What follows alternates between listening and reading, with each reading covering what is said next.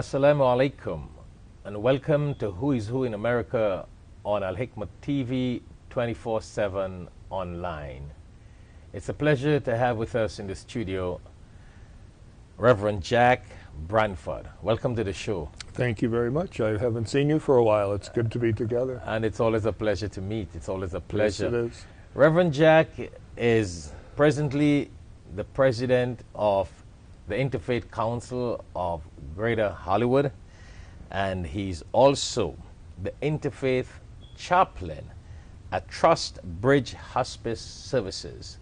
So we're going to hear a lot more from Reverend about his interfaith services, and he's also the Reverend at the First United Church of Christ. So we're going to hear a lot about Reverend and his services. He's involved in a lot of community services. But before doing that, Reverend, could you share with our audience? We got an audience, a worldwide audience. That's and in wonderful. today's social media and technology, you know, the sky's the limit. It's amazing. It's amazing. The communications are wonderful. So tell us a little bit, where are you originally from?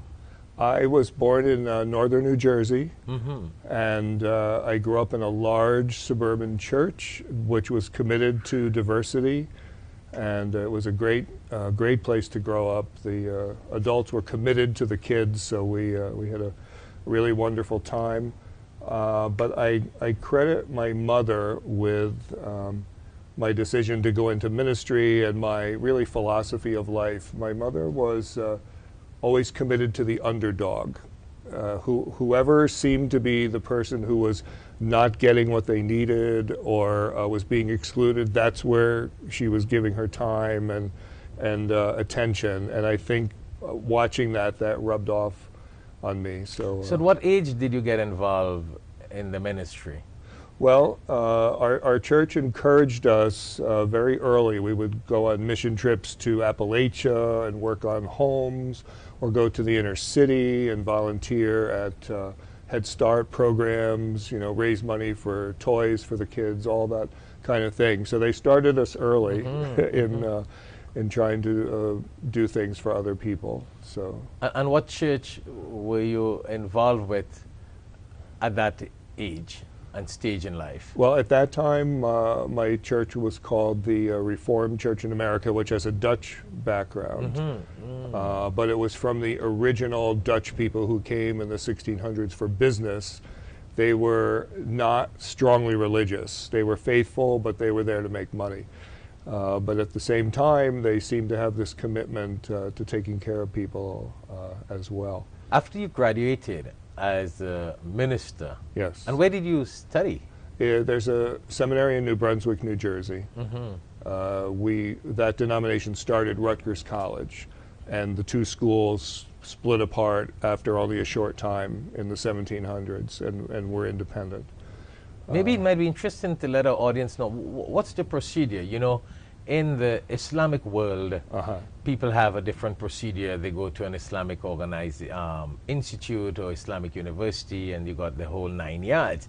But in the Christian field, and what you experienced, what was it like, and what do you have to do to become a reverend or a pastor, as the case may be? Well, it's the same in most of what we call the mainline denominations, like my church, the United Church of Christ, or Presbyterian, or Lutheran.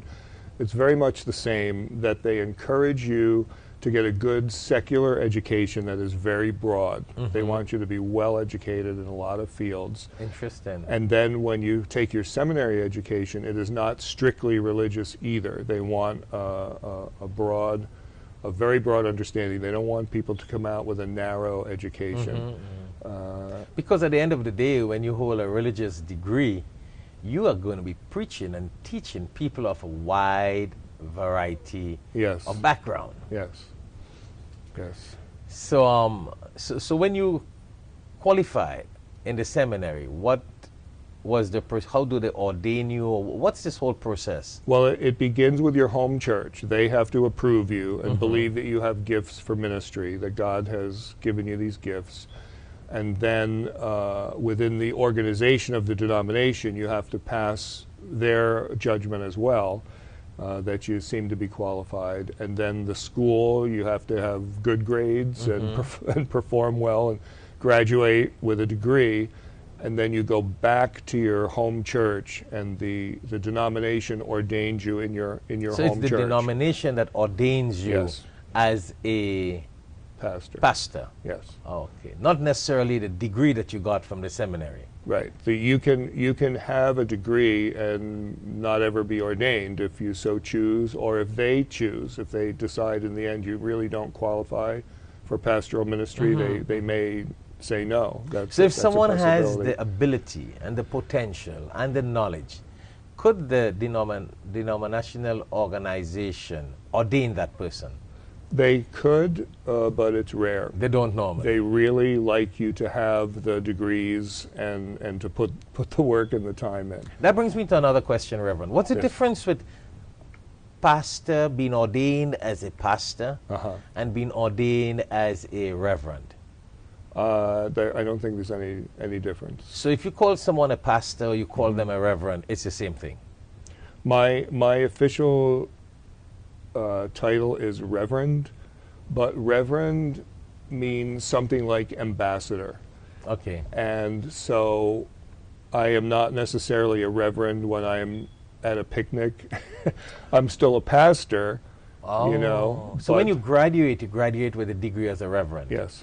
Interesting. Right, but I prefer to use, when people address me, I'm more comfortable if they would say pastor, because that's more of my role.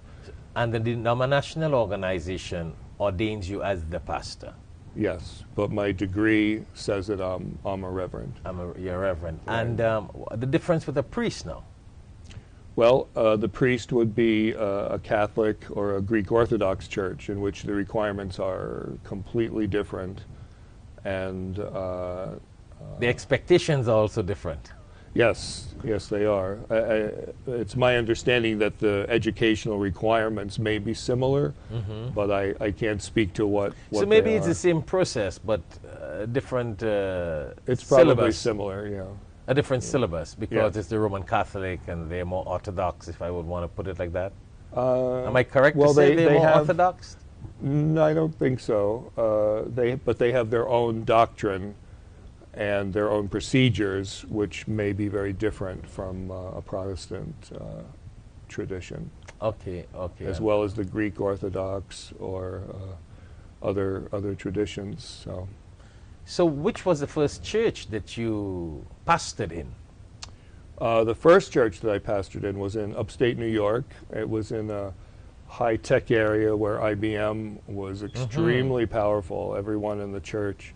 I was an assistant pastor. We had hundreds of people, and they all worked for IBM. So there was all this technical talk. So you had to all be the very time. technical with these people. No, they didn't want me to be technical. They wanted to be technical. They wanted to be technical, but I was there for their help with their personal things and their worship, which they did want to give a break to when they're at the church. But at the same time, I was the president of a ministry to migrant farm worker people in the Hudson Valley. They came to pick onions, apples, grapes at the vineyards.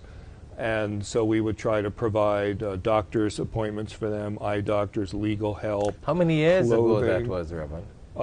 Quite a while.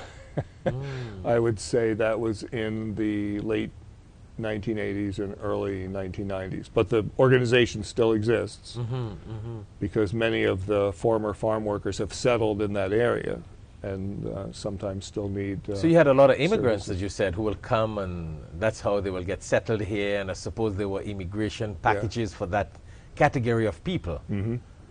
And you hear a lot of talk about a lot of people who got their immigration status in the United States of America through many of these farming programs. Yes. So were you involved in that? We weren't involved in we would refer them to free legal help to help with their immigration and their status. That wasn't something that we did directly. We were more the hands-on actual services, but we would make sure that they could get in touch with it. And 5 denominations contributed money and volunteers, and it was a good.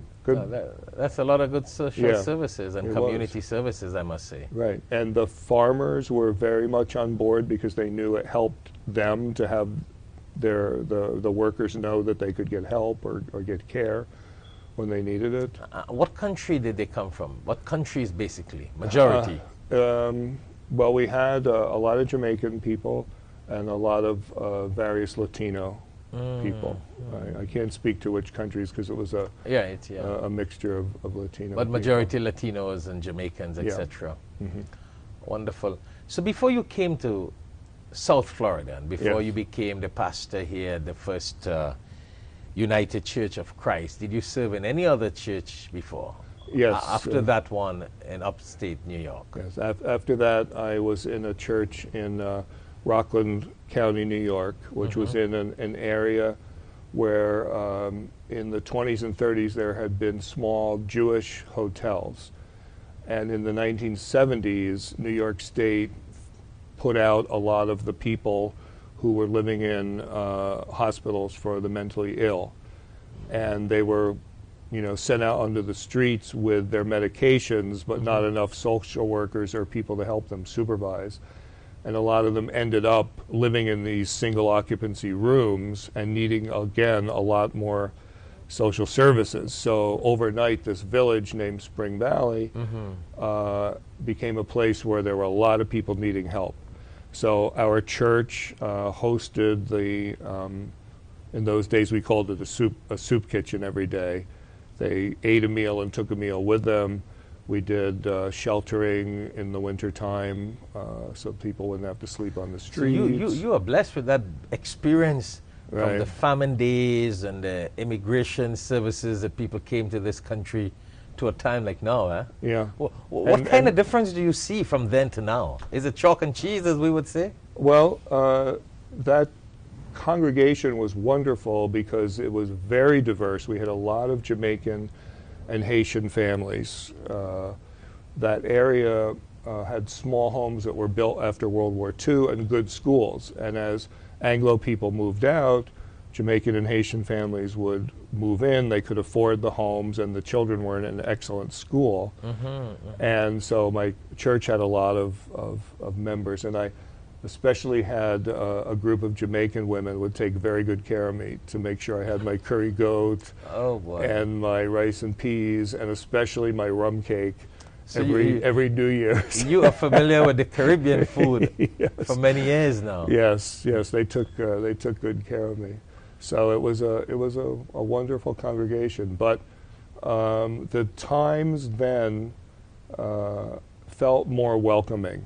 There were a lot of Latino people there as well. And I would take my sons. They would have little storefront restaurants, and I would take them to eat at the different places. And we were, 6'4" tall coming in the door, and they tended to be shorter people, and they always made sure that we were well taken care of and welcomed, and they wanted Pastor to make sure he enjoyed it. So do you think the people were more loving at that time? My reason for asking that, in the present situation here in the United States of America, I mean, I don't want to say this, but we are going to be very realistic and practical. I'm very optimistic. I'm very much into multicultural, multi-faith. So I'm into the optimistic aspect. But because this is a talk show, we've got viewers all over the world who look at this. We want to be able for them to better understand what's really happening. So do you see, and in your understanding, were there more love and less hate? Or do we have more love and less love and more hate now? Because, you look at the present situation, there's a lot of people who speak a lot of hate, a lot of prejudice. I mean, I don't know if it's just political or it's because that's how a lot of people are. How do you weigh this? Well, in that day, I don't know that I would say it was more loving, but people were just less suspicious and less fearful. Okay. And they were more welcoming. Yeah, they were more welcoming. They weren't showing this kind of fear that caused them to step back or put up a wall. They seemed more willing to make it a community where I've thought about this for hours and hours, whether are we hardwired to be suspicious of other people, or is there something in us that causes our first reaction to be suspicious and to want to keep people away? I don't know, because over time, different times in histories and countries, it seems easy to fan that and to speak with bigoted language and even hateful language, as you say. And I'm very uncomfortable with that, and it's always been a part of my ministry to try to help people to join together and understand each other. And it's foreign to me to see this desire to step back and to say, I don't want anything to do with you, or get away, or you're not welcome here. It's not a country I recognize as mine when I see that behavior or hear that language. And I know you are a person that are blessed with the quality of being very multicultural. I mean, welcoming different cultures, and you have been very much, and you are very much involved in interfaith, and hence you are very considerate to people of different cultures and different faiths. So how long now have you been involved in interfaith activities? How many years now were you? Well, 10 years here in South Florida, but before that, I've always been somewhat, but it's more involved in providing services to people, food and clothing and the legal aid and that sort of thing. But I've always been interested in principle. For instance, I used to take the boys to different kinds of restaurants all the time. I always remember a Father's Day, I took them to an Ethiopian restaurant in Montclair, New Jersey, which was wonderful. I just ordered the sampler so that they could try all of this food, and they grew up very comfortable. You had a lot of bananas, right? No, it was an amazing a different kind of food. It was all vegetarian, and you ate with crepes, not with utensils, and the boys loved it. So they have always been comfortable around people of different cultures and willing to try different food. In fact, my middle son, who graduated from Rensselaer Polytechnic University, was inducted into the Indian Students Association. Oh, that's interesting. Right, because he got along very well with the Indian people and loved them. And when he would go out to eat with a group of other students, they would say to him, you put your name on the list because they'll call the white man first. Oh, my goodness. And we'll get served. But he went to all their events and things. So he likes Indian food. Yes, he likes it. He likes all food. Right. But particularly Indian. And so my sons have never been fearful or suspicious, or they're always have been happy to try anything new. So with all your religious background and interfaith and social services activities, when did you come across Muslims or started having any experience with Islam and the Islamic community, etc.? That was with you. Oh, truly? Yes. I did not have contact with many Muslims in New York or New Jersey. Oh, okay. It was more other groups, but it was here 10 years ago when I moved here, and my church members asked me to join the Interfaith Council. That I met you and made friends with other people at Darul Uloom, and that's opened up the whole new Muslim world. Right. And then around that time, in the last 10, 15 years, it's when Islam and Muslims have been a big talk about in the media, and all around the place, and especially with all these radical things going on with Al-Qaeda and ISIS, a lot of things came about. I mean, that's the negative part of the minority and the extremism, but then I think it opened up a lot more doors for people like yourself to meet the mainstream, regular, moderate, liberal, practicing good Muslim. Right. I was listening to a radio program on public radio yesterday, and the Muslim man from Egypt was saying Muslims are only 3% of the population in the U.S., but we occupy 70% of the political talk. Wow. So he said we're making our mark. That is interesting. Yes. And that makes a lot of sense. That's reality, yeah. Yeah. It's interesting how that could work, and I mean, I hope it's for the better. You know, every time things like that happen, there are smart people out there who would look at the good of it. Yes, and this man who was speaking, his last name is Yusuf. He was a heart surgeon in Egypt, but now he's a comedian, and he was on The Daily Show for a while, and he's written several books. So he uses comedy to try to build connections with different kinds of people and help them understand. So I would like our audience to hear a little more about your experience with the Trust Bridge Hospice Services, but we got to go on a short break. Okay. However, before we go on this short commercial break, Reverend, could you share for an audience, because we got an audience, again, as I said, very worldwide and very multicultural, reach all over the world, what is your perspective of Muslims and Islam, your little experience that you have had and what you see happening? Well, again, because you and your people are the people that I know, you feel just like me. You know, I find that every faith has its spectrum of people who believe that they're the only ones that God speaks to, all the way to, you know, the other spectrum of God speaks to everyone. And I find when I meet people of different faiths, I feel very comfortable because I can tell where they are on the spectrum, and if they, you know, if they feel like me, where we say in interfaith, one God, many paths, I'm happy with that. You mean and you have people who think they are the only people on earth, and there's some who think they're the only creation of God, everybody else are not from God. Well, it's sad, eh? Well, yes, and unfortunately within our faiths we will split apart and exclude each other. I've had discussions with other Christian people where I've said, really, you are the only people that God speaks to. You're the only ones who practice the faith properly. None of the rest of us do it. It's only you. And they believe that. Oh, within the faith, huh? Yeah, within the faith. Oh. You know, there are Christian people who believe that I am completely on the wrong path and don't know what I'm talking about. And in fact, I'm leading people astray by what I teach and what I practice. By being liberal and moderate, if I don't want to put it like that. Yeah.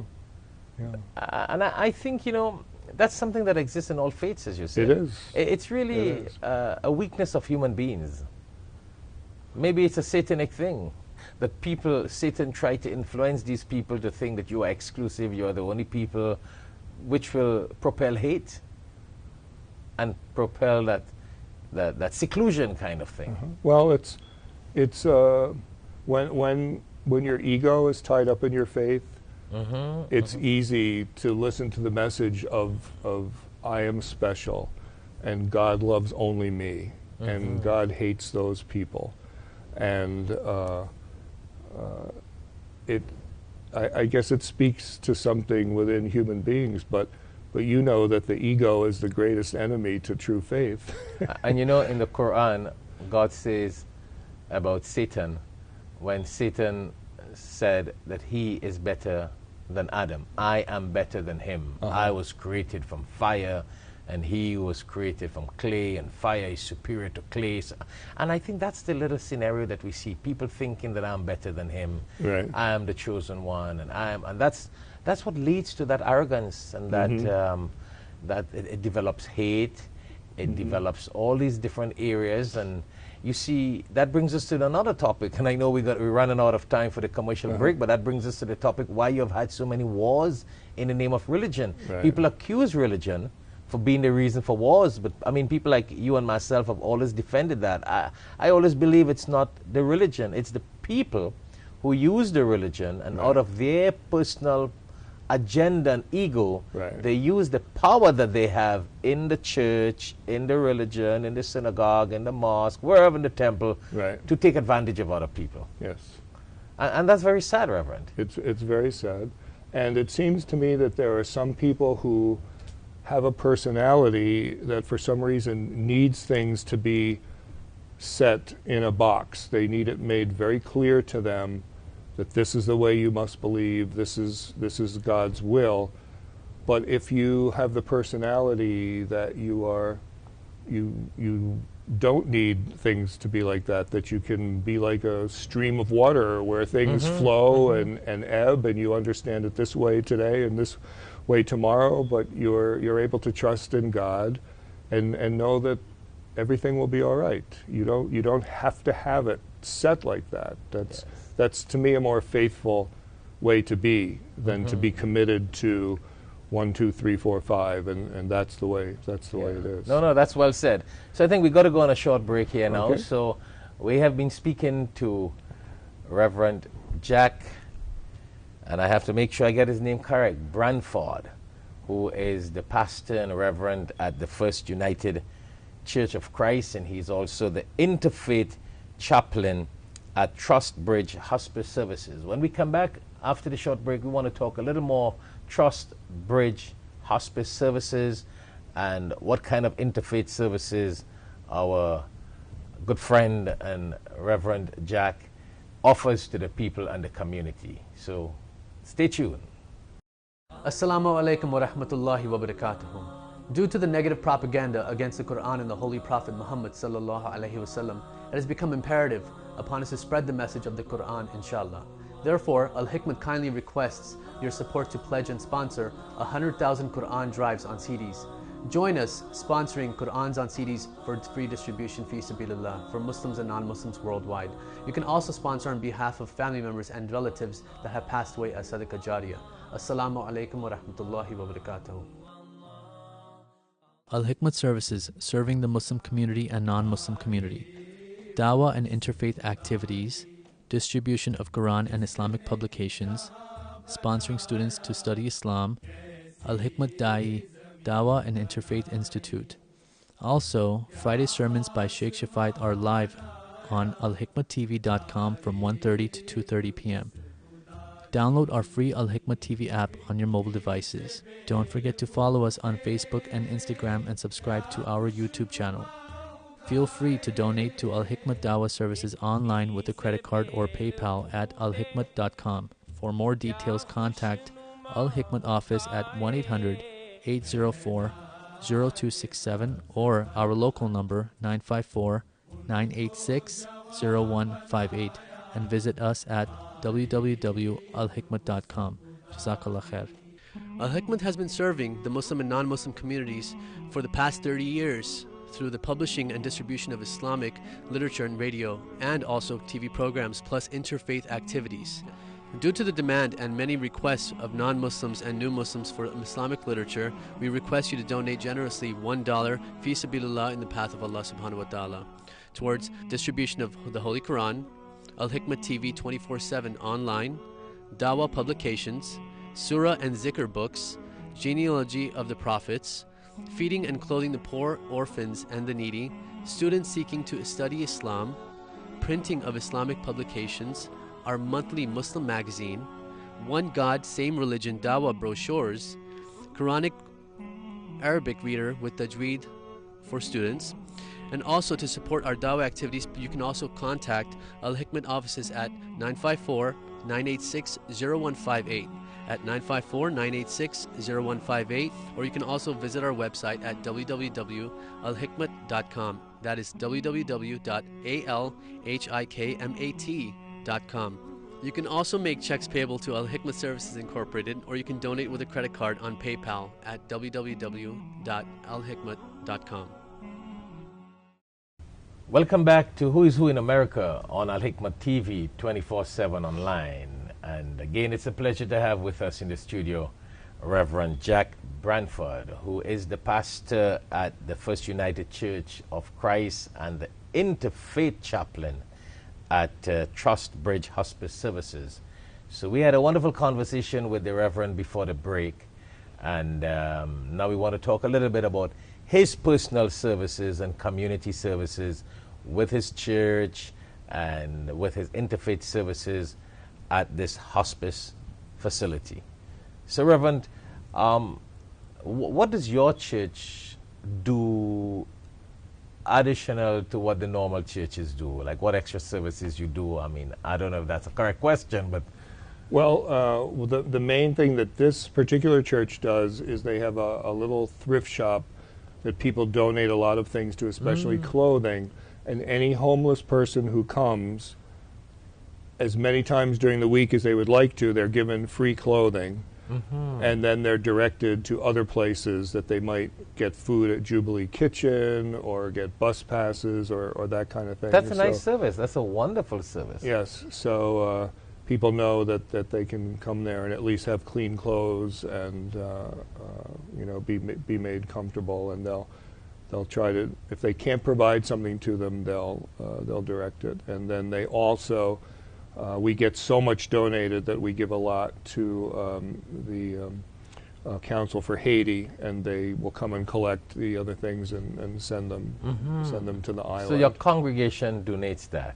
The congregation and all the people in the neighborhood are extremely generous. I cannot believe how much. So they bring donated. foodstuffs also? Canned stuff? Not food. If they do, we send that right over to Jubilee Kitchen. So it's mostly clothing and kitchen items, that sort of thing, to help people out. Some baby clothes. How many years now have you been the pastor? 10. 10 years. 10 years last October. Wow. Yeah. And so now I'm a full-time hospice chaplain, and I'm with the church some weeknights, but on the weekend. And I just have to make the disclaimer that I'm not speaking today for my company, because I only know of parts of it. You know, I can talk about the spiritual aspect, a little bit of the medical part. So if anybody is interested in finding out if they qualify for services, anything you want to know is at the website, which is www.trustbridge.com, and there'll be people that could talk to you.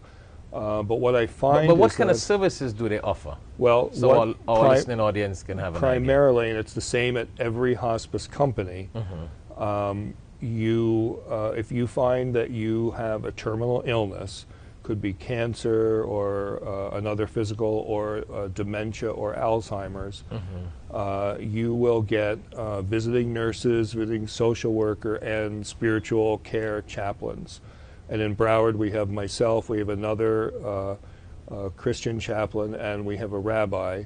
And then we have many Catholic parishes that are extremely supportive, that the priests will visit the Catholic patients if they... At their homes or at a special facility? It is almost primarily in homes. Oh, but you got a facility. We have a facility. We used to have one in Memorial South Hospital, but now it's in John Knox Village, and we have another inpatient in Boca. But we have people in nursing homes, in assisted living facilities, and our staff goes to them. Because most people want to stay at home if they possibly can. So it's not so much about a facility with hundreds of people there. No, almost nothing to do most with of the people are stationed where they are comfortable, and you offer the services there. Right, and so we try to support families in keeping their loved ones at home. And some of it is to train the family how to take care of them, and some of it is to have medical staff come in and assist the person. And what about insurance? Well, and cost? Most I'm asking these questions that's to our viewers it's good who questions. are listening to this and got relatives here. We got viewers all over the world, and they got relatives here. They might, contact them and ask them to contact you. What is the cost-wise? Does it go by insurance, personal? Most of it is covered by Medicare. Okay. If you have Medicare or private insurance, we'll cover it.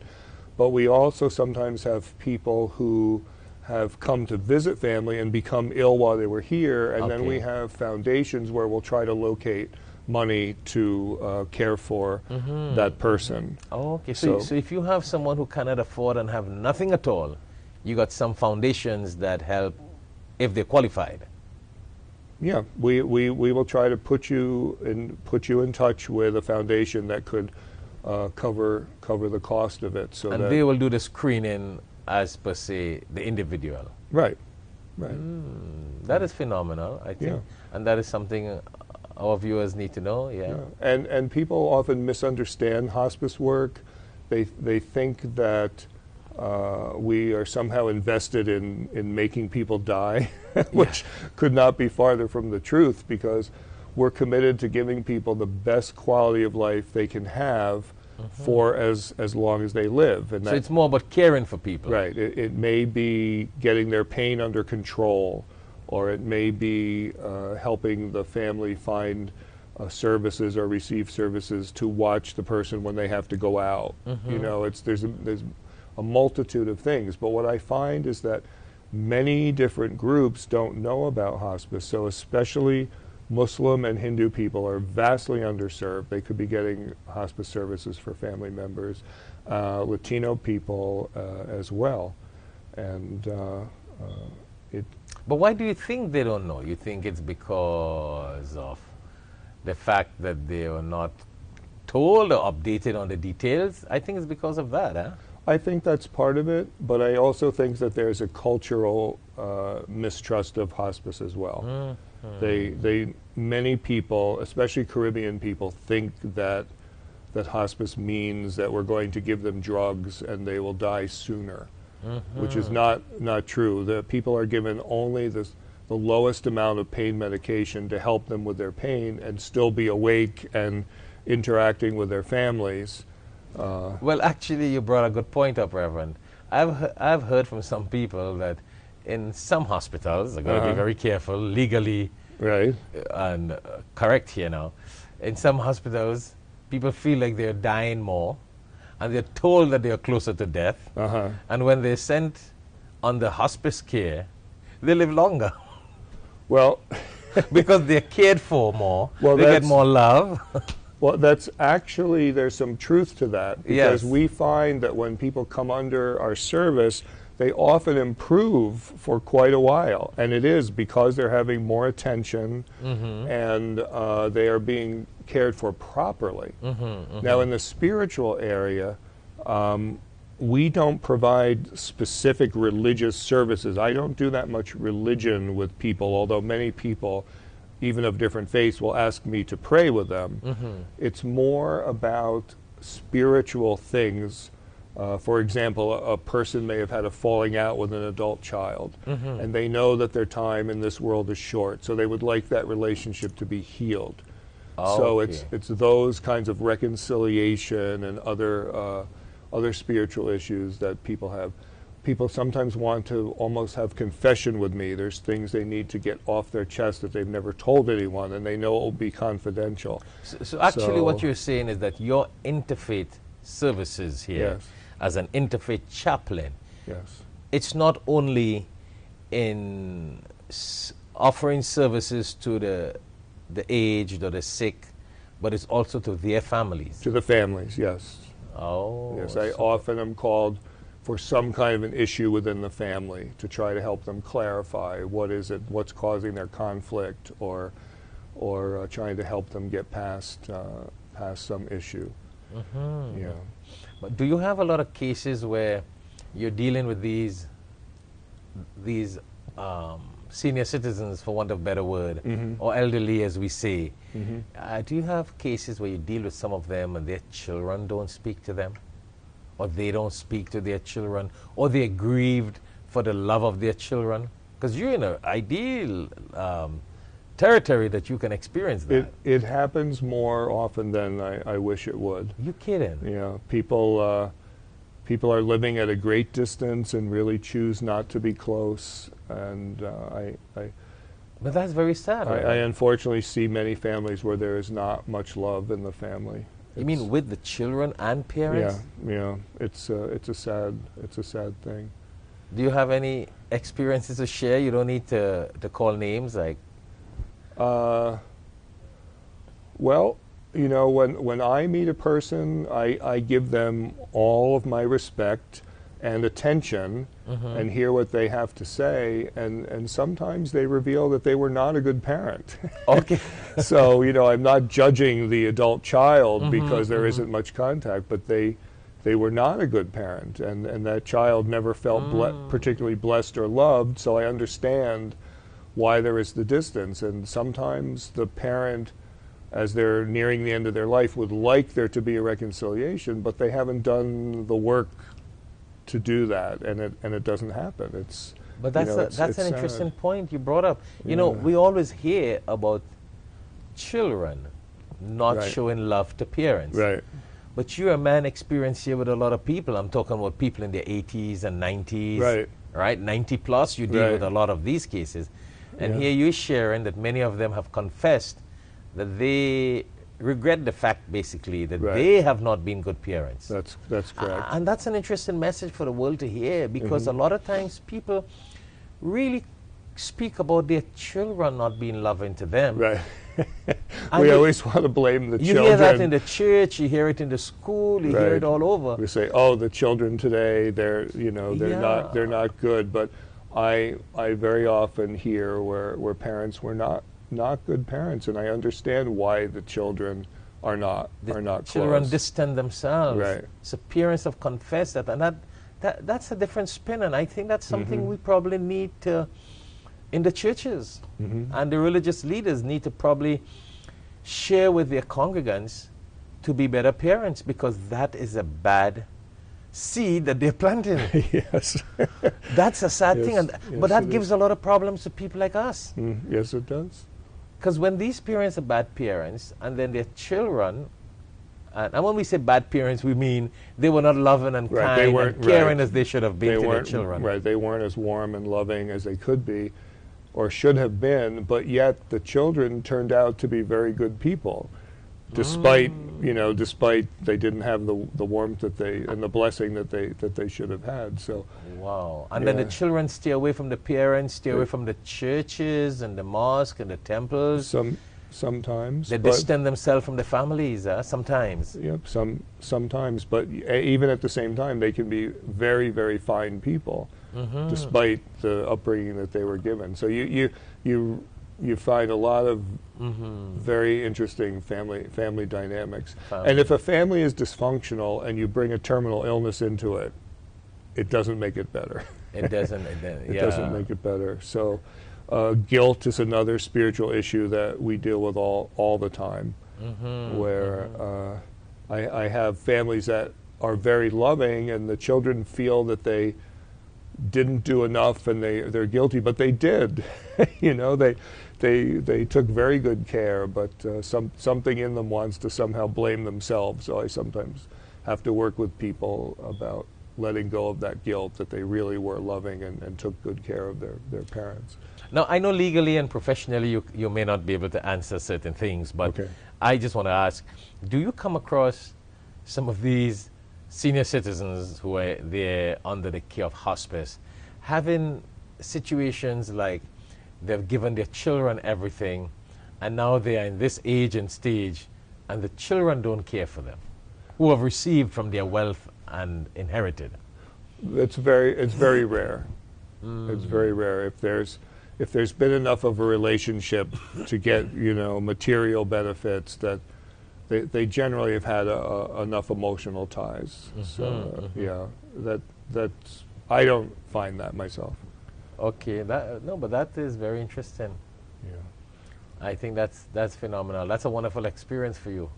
You know, Yes. it's such an experience. It's a blessing for you. It I- keeps you always going spiritually and morally. I yeah? meet so many interesting people, and I love to hear people's stories. And people will say to me, "Well, no one ever asked me before," And people will say to me, "What do you want to know?" And I'll say, "Well, start at the beginning. Tell me where you were born," and then they go from there. And I hear what has been important to them, or what has been morally or spiritually important to them, and it's fascinating to hear from people. Well, that's why we like to have people like you on this show, Who is Who in America, because your experience is very unique. Not everybody would have that kind of experience. That's Really, not everybody. That's true. And But I can say that probably the most difficult thing for a person to experience who has some kind of a terminal condition, we in our business we have a term called abandonment grief.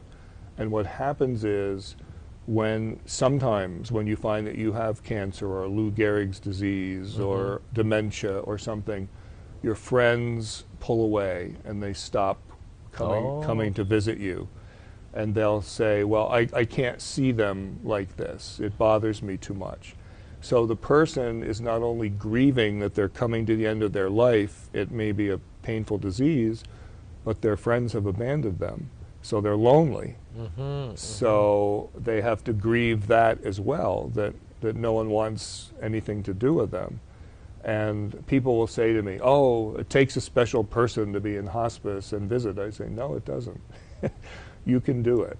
You have it within you to be present for people. You don't have to have the right words to say. They're not looking for that. They're looking just for your company and your companionship. Yeah. Don't abandon them. Yeah. So, and I think that happens throughout life. If someone, even in their life, and they're young and they're in the middle of life and they go through certain things, automatically sometimes people abandon them. Not all the time, No. but many a times it happens. It does. Sicknesses and success. Well, does. Reverend, it has really been a pleasure talking to you. It has and been. we are kind of running out of time, but I want to Okay. give you the last say. Anything else you would like to say to our viewers, or any comments you would like to make or you would like to share, feel free. I think the comment I would like to make is to encourage people to keep forming relationships and community, and don't be afraid. Just keep trying to understand each other and care for each other, and keep building a world community, because I believe that's what God wants for us all. One world, one group of people who are here to bless each other. Yeah. Don't give up. Truly, yeah. And I mean, I must say, you are experiencing that with the patients and the people, to see where that love is important and that togetherness, and why wait to become in that stage and that situation in Right. life, then to realize that you could have done better when you were younger. Yeah, that's right. Yeah, otherwise it may just be too late. That's right. Well, thank you again very much. It was really Thank a pleasure you. to have you. It was a pleasure. I'm sure that our audience would have benefited a lot from your experience, your interfaith experience, your caring for people. And really and truly, there's not very many people who are in that profession and with that experience that you are having. So thank you very much, Reverend. And it has been a pleasure. And I consider it a blessing and an opportunity to be speaking to Reverend Branford, who is the pastor of the First United Church of Christ, and he's also the interfaith chaplain of Trust Bridge Hospice Services. And I'm sure you benefited a lot. Again, I want to repeat that, because the experience that he has and what he experiences with different people and different religions and different people of different faiths is really phenomenal. And it's a good learning for our viewers, for us, so we can probably better our life and our relationship with other people at this time, rather than waiting when it's too late. So thank you very much again for tuning in to Who is Who in America on Alhikmat TV, which is 24/7 online. And may God bless you. And thank you very much again, Reverend. And It has been my pleasure. Assalamu alaikum wa rahmatullahi wa barakatuh. Allah